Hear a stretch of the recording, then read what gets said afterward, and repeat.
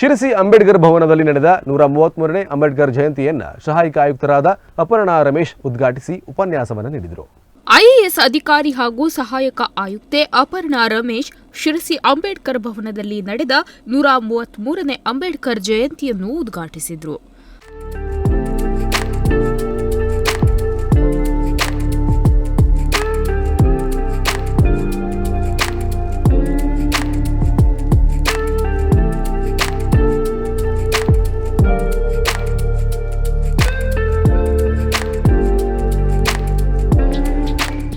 ಬಳಿಕ ಮಾತನಾಡಿದ ಅವರು, ಸಂವಿಧಾನ ಶಿಲ್ಪಿ ಡಾಕ್ಟರ್ ಬಿಆರ್ ಅಂಬೇಡ್ಕರ್ ಜಗತ್ತಿನ ಸಮಾನತೆಯ ಹರಿಕಾರರು.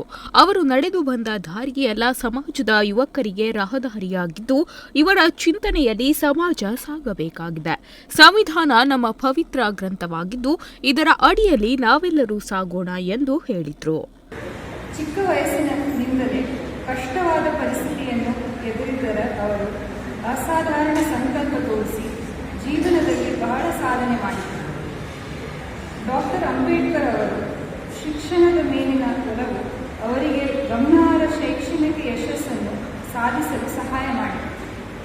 ಮುಂಬೈನಿಂದ ತಮ್ಮ ಬ್ಯಾಚುಲರ್ ಆಫ್ ಆರ್ಟ್ಸ್ ಅನ್ನು ಪೂರ್ಣಗೊಳಿಸಿದ ನಂತರ ಅವರು ಅಮೆರಿಕ ಮತ್ತು ಇಂಗ್ಲೆಂಡ್ನಲ್ಲಿ ಉನ್ನತ ಶಿಕ್ಷಣವನ್ನು ಪಡೆದರು.